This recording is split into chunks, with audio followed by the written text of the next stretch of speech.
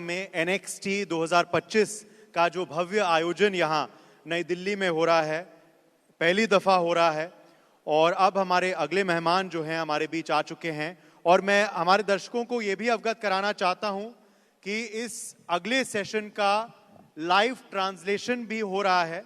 तो खास करके the foreign guest with us today, our next session may be in the language of Hindi, but you can hear the live translation of it as well if you put on the headsets which are on all the tables here. So if you put those on, there will be a live translation in Hindi, in English, as we've been doing for our English sessions today, where you have been hearing it in Hindi as well. And there was also a session in Russian today, which you also heard in English. मगर जो हमारा theme है अगले session के लिए वो है विकसित हरियाणा, नेक्स्ट इन हरियाणा, क्योंकि हमारे संग जुड़ गए हैं हरियाणा के यशस्वी मुख्यमंत्री नैब सिंह सैनी जी। तो पहले तो जोरदार तालियों से उनका स्वागत किया जाए।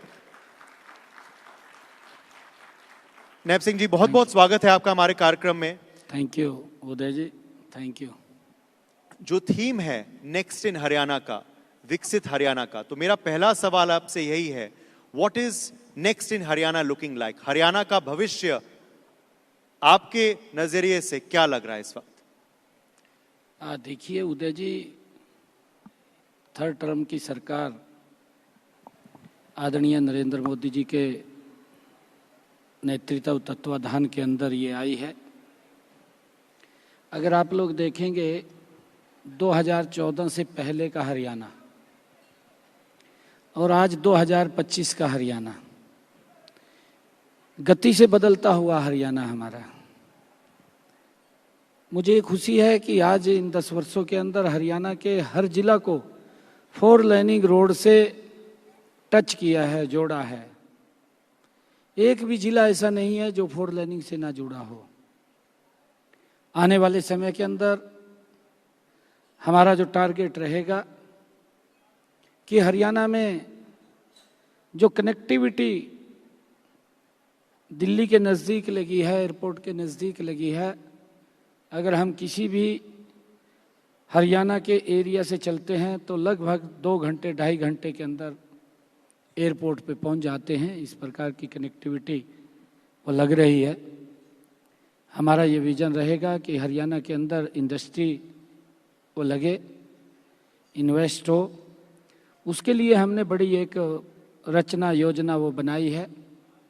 अभी जो हमारा ये बजट सत्र चलने वाला है, इस बजट सत्र के अंदर भी हमने इससे पहले हमारे जो टेक्सटाइल इंडस्ट्री के पदाधिकारी थे, जो उनके एसोसिएशंस के मेंबर थे या इंडस्ट्री के हमारे एसोसिएशंस के मेंबर थे, इन सब लोगों से हमने इस बजट के अंदर भी प्री बजट को लेकर के चर्चा की है कि आने वाले समय के अंदर हम हरियाणा में इंडस्ट्री आए उसके लिए क्या कर सकते हैं। और उसके लिए एक अलग भी हमने बड़ी प्लानिंग की, हमारा इन्वेस्टर्स हरियाणा के अंदर आए, ताकि यहाँ पर जिस प्रकार का माहौल और जिस प्रकार का वातावरण आज हरियाणा के अंदर है, हर व्यक्ति ये सोचता है कि मैं हरियाणा के अंदर इंडस्ट्री यहाँ पर लगे और मैं यहाँ पर अपना कोई ना कोई इंडस्ट्री लगाऊं। उसके लिए सरकार हमेशा उसमें सरलीकरण करते हुए हम लगातार कि ज़्यादा लोग आए, उनको दिक्कत ना आए। चाहे हमने जो एक अपना अलग शेल बनाया है HPC हरियाणा जो को लेकर के, कि कोई व्यक्ति अगर single roof system, single window system, उसको लेकर के अगर कोई एक एप्लीकेशन उसमें देगा तो उसकी पूरी NOCs के साथ उसका टाइम बाउंड तय करते हुए हमने वो तय किया है, ताकि कोई भी व्यक्ति यहाँ पर आए और उसको दिक्कत परेशानी ना हो। सरकार उसके हेल्प में काम करेगी ताकि यहाँ पर इंडस्ट्री को बढ़ावा मिले। उसको लेकर के हम पूरी रचना योजना हमारी बन रही है। हमारा एक टारगेट ये भी है कि हम हरियाणा के अंदर एक इन्वेस्टर मीट्स वो भी जल्दी ही करने वाले हैं, ताकि उसके लिए भी हम कुछ जो इन्वेस्टर्स हैं उनको हम यहाँ पर आमंत्रित कर सकें और यहाँ पर वो अपना इंडस्ट्री के अंदर वो लगा सके, इन्वेस्ट कर सके। उसके लिए हमारी रचना योजना पूरी। आज इस मंच पे काफ़ी अंतर्राष्ट्रीय जगत से जुड़े हुए मुद्दे पे चर्चा हुई है, उठे हैं, तो मैं एक ऐसा ही मुद्दा पे आपसे अगला सवाल करना चाहता हूं। आपने इनफैक्ट पिछले साल जो हरियाणा विधानसभा चुनाव भी हुए थे, वो चुनाव में भी आपने एक इच्छा जताई थी कि जो डंकी रूट से, जो आपके राज्य से जो लोग विदेश जाते हैं, वो खत्म करने की इच्छा आपने तब जताई थी। मगर अब भी हम देख रहे हैं मुख्यमंत्री जी कि बेरोजगारी की वजह से, झूठे दिलासों की वजह से लोग जो हैं हरियाणा से पलायन कर रहे हैं, विदेश जा रहे हैं इन गैर कानूनी रास्तों से। और हमने ये भी देखा है कि हाल ही में अमेरिका से आए भी थे कुछ लोग वापस भारत। जिस तरीके से वो लाए गए थे उस पर भी काफी लोगों ने आपत्ति जताई है। मगर ये जो सिलसिला है पलायन का, और खास करके गैर कानूनी रास्तों से, डंकी रूट से पलायन जो होता है, उसको आप कैसे रोकेंगे? इस पे आपकी क्या इच्छा है? देखिए उदय प्रताप जी, मैं आपको आज मैं धन्यवाद करता हूँ नेक्स्ट चैनल का, जिसके माध्यम से आज ये बात रखने का मुझे मौका मिल रहा है। मैं हरियाणा प्रदेश के युवाओं से कहना चाहूँगा कि हम गलत रास्ता इख्तियार ना करें, क्योंकि उससे हमारे जीवन को भी खतरा है। हम गलत रास्ते से जाते हैं, कई कठिनाइयाँ हमारे शरीर को सहन करनी पड़ती हैं, कई बार दुर्घटनाएं भी हो जाती हैं और भयानक दुर्घटनाएं हो जाती हैं। ये रास्ता हम नहीं अपनाना चाहिए। हमने एक विदेश सहयोग विभाग उसका गठन किया है। उसके माध्यम से अगर कोई एजुकेशन के लिए बाहर जाना चाहता है, व्यापार के लिए बाहर जाना चाहता है, रोजगार के लिए बाहर जाना चाहता है, हमने उसके ऊपर पूरी एक योजना बनाई है। उसके ऊपर अप्लाई करेंगे, सरकार उसके अंदर सहयोग करेगी। हमने कुछ युवाओं को भी बाहर भेजने का काम विदेश सहयोग विभाग के माध्यम से किया है, ताकि उनको कोई दिक्कत परेशानी ना हो, ना ही उनका पैसा गलत तरीके से खर्च हो। उनका जो हमने युवाओं को भेजा है, मात्र टिकट का किराया ही उनका लगा है, और उसके माध्यम से लगभग हमने जब से विदेश सहयोग विभाग बनाया है 350-400 युवाओं को हमने बाहर भेजने का काम किया है। और हम इसको और गति से बढ़ाने का काम करेंगे, जिससे कि युवा एक ठीक रास्ते से अगर वो बाहर जाना चाहे वो बाहर जा सकता है। मैंने चर्चा भी की है उदय प्रताप जी कि हम अगर कोई रोजगार करना चाहता है, कोई बाहर व्यापार करना चाहता है, कोई बाहर एजुकेशन के लिए जाना चाहता है, तो सरकार एक ठीक तरीके से उसको बाहर भेजने का काम करेगी। उसके लिए हम लगे हुए हैं। और हमने जो इस प्रकार के डोंकी रूट से जो गलत रास्ते से बाहर जा रहे हैं या भेजने का काम कर रहे हैं, हमने उसकी भी कहा है कि इसकी एक बार जांच करिए, जांच करके देखिए कि गलत रास्ते से कोई बाहर ना जाए। और मैंने इस बात को भी कहा है कि पिछले दिनों कि उदय प्रताप जी, हम विधानसभा में इसके ऊपर एक एक्ट भी बनाने वाले हैं, ताकि बाहर जाने का जो एजेंसीज हैं या जो बाहर भेजने वाले लोग हैं, वो लोग कहीं ना कहीं सरकार के पास रजिस्टर्ड करें कितने लोगों को बाहर भेज रहे हैं, उसका बाकायदा रिकॉर्ड हमारे पास हो, और उस रिकॉर्ड से ही हम सारी जानकारियां कलेक्ट कर सकते हैं। कोई व्यक्ति गलत रास्ते से बाहर ना जाए, उसकी व्यवस्था हम कर रहे हैं। और जो बाहर रास्ता जो गलत रास्ते से भेज रहे हैं, उसके ऊपर भी हम उसकी जांच कर रहे हैं कि कौन कौन किस किस तरीके से बाहर भेजने का काम कर रहे हैं। हम एक्ट बना करके उसका एक कानून प्रक्रिया के अंदर उसको लेकर के आएंगे, ताकि कोई गलत रास्ता अख्तियार ना कर सके। आने वाले सेशन में ये दिख सकता है, आप ऐसा कह रहे हैं। मगर एक ऐसा कारण है जिसकी वजह से लोग विदेश जाते हैं, लोग आपके राज्य से बाहर जाते हैं, वो है बेरोजगारी। और प्रदेश के जो पूर्व मुख्यमंत्री हैं, कांग्रेस पार्टी के वरिष्ठ नेता भूपेंद्र सिंह हुड्डा, वो आरोप लगाते हैं कि हरियाणा जो है वो बेरोजगारी में नंबर 1 बन चुका है। क्या जवाब देंगे आप? देखिए उदय प्रताप जी, मैं अगर पूरे देश के अंदर बेरोजगारी की बात करूं, 6.6 मेरे ख्याल से लगभग इतनी फिगर है। हरियाणा की अगर हम देखें पूरे देश के अंदर 4.54 ऐसा मेरे ख्याल से बेरोजगारी दर है।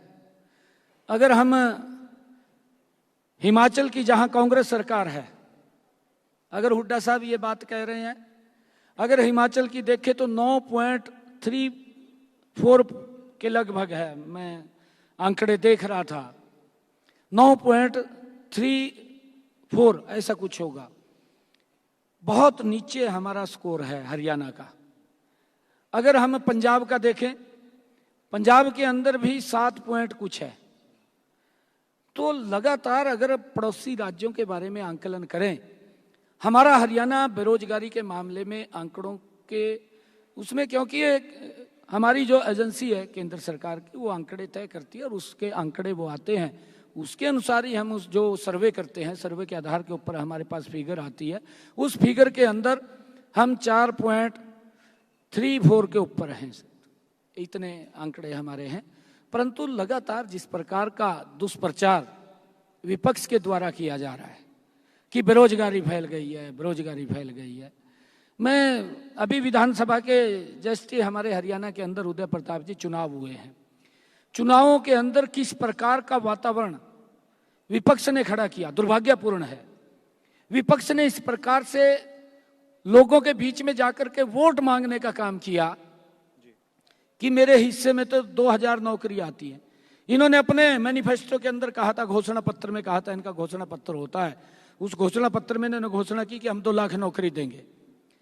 2 लाख नौकरी घोषणा पत्र के अंदर घोषणा करते हैं और इनके विधायक इस प्रकार से वोट मांगते हैं कि मेरे हिस्से में 2000 नौकरी आती है, आप मुझे वोट दें, मैं अपने हिस्से की नौकरी दूंगा। कोई बोलता है कि मेरे हिस्से में इतनी नौकरी आती है, मैं अपने हिस्से के अनुसार दूंगा। एक व्यक्ति इनका बोलता है कि आप मुझे 50 वोट दें, मैं ठूड़े के अनुसार नौकरी दूंगा।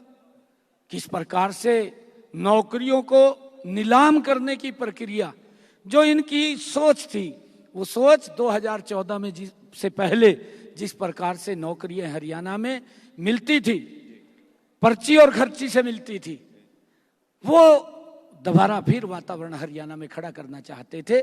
परंतु मैं उदय प्रताप जी आपको बताना चाहता हूं कि हमारी सरकार ने हरियाणा के अंदर 1,71,000 नौकरियां बिना पर्ची बिना खर्ची के हरियाणा के युवाओं को देने का काम हमारी सरकार ने किया है।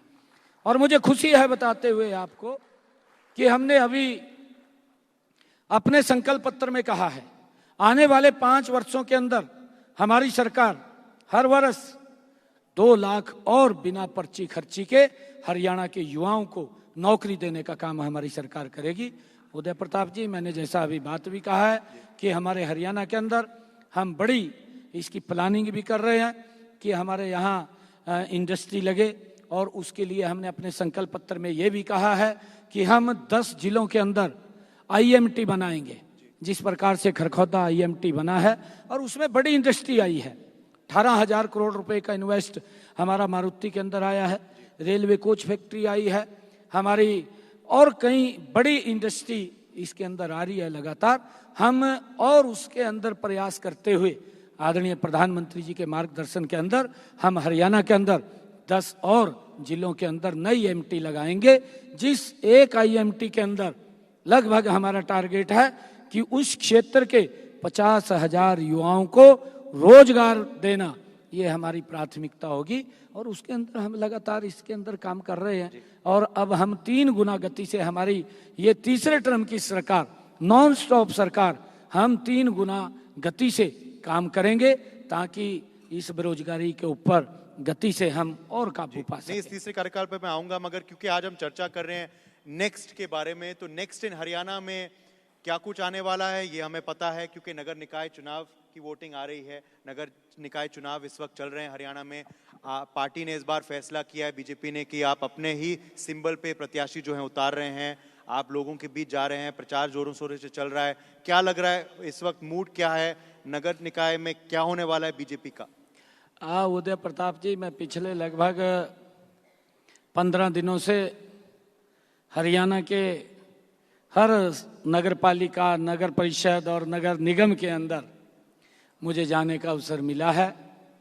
हरियाणा के लोगों का जो प्रेम, जो प्यार, जो आशीर्वाद जो देखने को मिल रहा है, मुझे पूर्ण विश्वास है कि जब दिल्ली के अंदर आदरणीय नरेंद्र मोदी जी के नेतृत्व के अंदर कांग्रेस नॉन स्टॉप तीसरी बार 0 पे आउट हुई है, हमें पूर्ण विश्वास है कि हरियाणा के अंदर भी जब 12 मार्च को रिजल्ट आएंगे, कांग्रेस पार्टी हरियाणा से 0 पे आउट करने का काम हमारे हरियाणा के लोग करेंगे। क्योंकि हमारी सरकार ने जो लगातार हरियाणा को बदलने का काम किया है, हरियाणा के इंफ्रास्ट्रक्चर को मजबूत करने का काम किया है। उदय प्रताप जी, अगर हरियाणा के हम बारीक से बारीक जगह पर भी नजर डाल करके देखें तो बदलता हुआ हरियाणा, गति से बदलता हुआ हरियाणा हमें दिखाई देता है। कांग्रेस तो अपने प्रत्याशी भी पूरे खड़े नहीं कर पाई और जिस प्रकार का उनकी पार्टी के अंदर दवेश है, उन्होंने लिस्ट तो जारी करते हैं लोगों को दिखाने के लिए कि हमने स्टार प्रचारकों की लिस्ट जारी की है, एक भी स्टार प्रचारक कहीं हमें कार्यक्रम में करता हुआ दिखाई नहीं दिया। मैं इतने स्थानों के ऊपर गया हूं, कहीं कांग्रेस के अंदर कोई उत्साह, कोई जोश दिखाई नहीं दिया। उनका जोश और उत्साह बिल्कुल जीरो हो गया है और कहीं वो दिखाई नहीं दे रहे हैं। भारतीय जनता पार्टी कमल का फूल 12 मार्च को ये ट्रिपल इंजन की सरकार बनाने का काम करेगा और ये ट्रिपल इंजन की सरकार 3 गुना गति से हरियाणा प्रदेश के विकास को और आगे बढ़ाने का काम करेगी। मैं ये पूरा देख रहा हूं और मैं अपील भी करूंगा हरियाणा प्रदेश के लोगों से आपके चैनल के माध्यम से कि वो विकास को वोट दें, क्योंकि ये सरकार गति से विकास करने वाली सरकार है। आप विकास का जिक्र कर रहे हैं, मैं एक और आरोप का जिक्र करता हूं जो कांग्रेस के एक वरिष्ठ नेता ने लगाया। कुलदीप शर्मा जी कहते हैं मुख्यमंत्री जी कि विकास कार्य करने की नीयत ही नहीं है बीजेपी की। देखिए उदय प्रताप जी, उनके पास कोई मुद्दा नहीं है, मुद्दा नहीं है तो झूठ बोलते हैं। झूठ बोल करके उन्होंने अपनी हाजिरी लगवानी होती है पब्लिक के अंदर, वो लगाएं। परंतु जब 100 दिन सरकार ने हमारी पूरे किए हैं, मैंने चंडीगढ़ के अंदर प्रेस के माध्यम से पूरे हरियाणा प्रदेश के लोगों से बात किया था।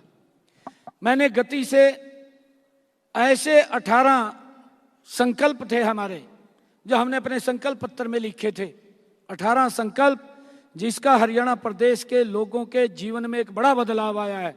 ऐसे संकल्पों को हमने पूरा किया है। 240 संकल्प हमने अपने संकल्प पत्र में लिए, 100 दिन के अंदर हमने 18 को पूरा किया।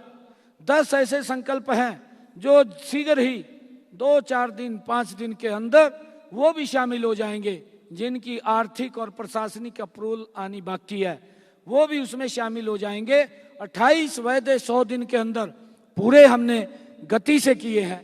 और उदय प्रताप जी, ऐसे ऐसे विषय हैं, मैं आपको बताना चाहता हूं कि हमने अपने संकल्प पत्र में कहा था कि 8 मार्च के बाद जब ये रिजल्ट आएगा, 8 मार्च के बाद हरियाणा प्रदेश के अंदर जो भी किडनी का पेशेंट है उसको हॉस्पिटल में जाकर के डायलिसिस कराना पड़ता है। महीने में 2 बार, महीने में 3 बार, कहीं 4 बार भी वो डायलिसिस कराता था। 25 से 30 हजार रुपया उसका हर महीने खर्च आता था। हमने इसके अंदर आगे बढ़ करके काम किया। हमने कहा था, विधानसभा चुनाव में कहा था कि 8 तारीख के बाद भारतीय जनता पार्टी की सरकार बनेगी और जितने हरियाणा के सरकारी हॉस्पिटल हैं, मेडिकल कॉलेज हैं और हरियाणा के जितने भी पीजीआई हैं, उन सब में डायलिसिस फ्री होगा। आज 8 तारीख के बाद फ्री चल रहा है। मैंने उदय प्रताप जी एक बात और कही थी, कांग्रेस रोजगार देने की बात करती है, रोजगार के अंदर बाधा बढ़ने का काम कांग्रेस पार्टी ने किया है। मैंने जब ये बात कही थी कि मैं 50,000 युवाओं को नौकरी दूंगा, लगातार रिजल्ट निकल रहे थे, 15,000 के करीब मैंने युवाओं को ज्वाइनिंग लेटर दिया। और उसके बाद क्योंकि 1 महीने पहले जो मेरा शेड्यूल बना हुआ था, वो पूरा 100 दिन का शेड्यूल बना हुआ था, उससे 1 महीने 45 दिन पहले ही चुनाव आचार संहिता लग गई। पहले आचार संहिता लग गई तो रिजल्ट से वो रुक गए। इस प्रकार का झूठ का बवंडर कांग्रेस ने खड़ा किया कि कांग्रेस पार्टी आ रही है, कांग्रेस पार्टी आ रही है। भाई मखा, कांग्रेस पार्टी कहाँ आ रही है? कांग्रेस ने तो भ्रष्टाचार किया है। नरेंद्र मोदी जी के नेतृत्व में भारतीय जनता पार्टी ने सुशासन दिया है, लोगों को ट्रांसपेरेंसी शासन दिया है। एक क्षेत्र में नहीं, हर क्षेत्र के अंदर हमारी सरकार ने ट्रांसपेरेंसी शासन देने का काम किया है। और उसका परिणाम यह है कि जब इतना बड़ा बवंडर खड़ा किया तो हरियाणा के युवा इकट्ठे होकर के मेरे पास आए और कहने लगे कि आप रिजल्ट निकाल दीजिए, क्योंकि ये कोर्ट में गए, चुनाव आयोग के पास गए और उन्होंने एक लेटर जारी कर दिया कि जब तक कोड ऑफ कंडक्ट है कोई रिजल्ट नहीं निकलेगा। मैंने युवाओं को कहा कि मैं रिजल्ट तो नहीं निकाल सकता, परंतु एक वायदा आपसे करता हूं, मैं आपके सामने एक संकल्प लेता हूं, 25,000 युवाओं का रिजल्ट था। हरियाणा के अंदर पहली बार इतनी बड़ी नौकरी एक समय के अंदर, जिन्होंने हरियाणा के सरकारी दफ्तरों में ज्वाइन किया है, इतनी बड़ी नौकरी पहली बार देने का काम हमारी सरकार ने किया। मैंने उनसे संकल्प किया था कि मैं शपथ बाद में लूंगा, पहले आपको ज्वाइनिंग लेटर दूंगा। और मुझे खुशी है, मुझे गर्व भी है इस बात का कि हमने उस बात को पूरा किया है। 25,000 युवाओं को पहले ज्वाइनिंग लेटर दिया, फिर हमने शपथ लिया। ये हमने हरियाणा के इतिहास में पहली बार किया। गरीब परिवार का बच्चा बिना पर्ची बिना खर्ची के हरियाणा सरकार में नौकरी इसी मुद्दे को मैं आगे बढ़ाता हूं, क्योंकि एक और आरोप आ रहा है कांग्रेस पार्टी के वरिष्ठ नेता रणदीप सुरजेवाला।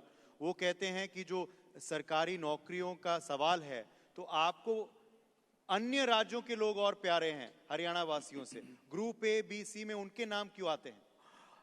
देखिए, पहले तो मैं उदय प्रताप जी कहना चाहूंगा, हमारे सुरजेवाला साहब बड़े सीनियर नेता हैं, पर ट्वीट मास्टर हैं। ट्वीट बड़ी जल्दी करते हैं। ट्वीट तो इतनी जल्दी करते हैं, धरातल पे भी नहीं देखते क्या हो रहा है क्या नहीं हो रहा, तुरंत ट्वीट करते हैं। पता नहीं कहां से खबर आती है उसको। ट्वीट के मास्टर हैं। मैं उनको ये कहना चाहूंगा कि देखिए, कई नौकरियां ऐसी होती है हरियाणा, ये जो HPSC की नौकरियां हैं, अगर आप लोग देखेंगे पूरे देश से लोग आते हैं। कई नौकरियों के अंदर हम बाध्य नहीं कर सकते। उसके अंदर जब ओपन होता है, ओपन के अंदर कुछ बच्चे बाहर से भी आ जाते हैं। वो कोटा भी होता है, उसका भी हमने 10% लेना है, हमने 20% लेना है। वो बाकायदा कोटा होता है उन नौकरियों के अंदर, वो अप्लाई कर सकते हैं, ऐसा नहीं है।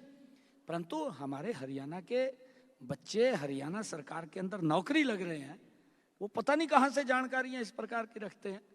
वो मैं ये कहना चाहूंगा, आप देख भी रहे हैं, इतने बच्चे हरियाणा के नौकरी लगे हैं, गरीब परिवार के लगे हैं।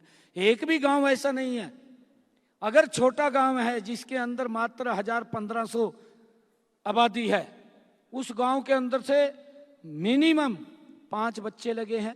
और जिस गांव की आबादी लगभग 5,000 से 10,000 है, उस गांव के अंदर 300 से 350 बच्चे लगे हैं। ये रिकॉर्ड है, हरियाणा प्रदेश के हर गांव का रिकॉर्ड है।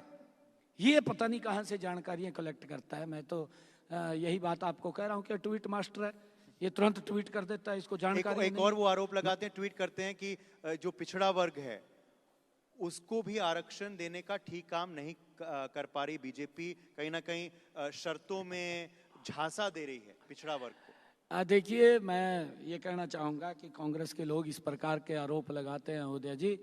आज तक कांग्रेस पार्टी ने OBC को वोट बैंक के रूप में इस्तेमाल किया है।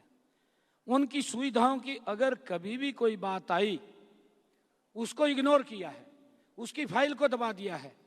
ये आप लोकसभा के अंदर राजीव गांधी जी की अगर आप डिबेट निकाल करके देखें, तो उस डिबेट के अंदर भी आधे घंटे की डिबेट है। खड़ा होकर के लोकसभा के अंदर इस बात का विरोध किया कि OBC आयोग नहीं बनना चाहिए। ये राजीव गांधी की डिबेट है, आप निकाल करके देखिए। चाहे जो हमारे रिपोर्ट आई है, जो रिपोर्ट OBC की जो 1992 के करीब में जब ये एक एजिटेशन चला था, उस एजिटेशन के अंदर, और चाहे शुरू में रिपोर्ट बनी है, उस रिपोर्ट को लेकर के, परंतु आप लोग अगर आप देखेंगे, मैं आपको बताना चाहूंगा, कहीं पर भी कांग्रेस पार्टी ने उन रिपोर्टों का सम्मान नहीं किया, उनको डस्टबिन में डालने का काम किया है।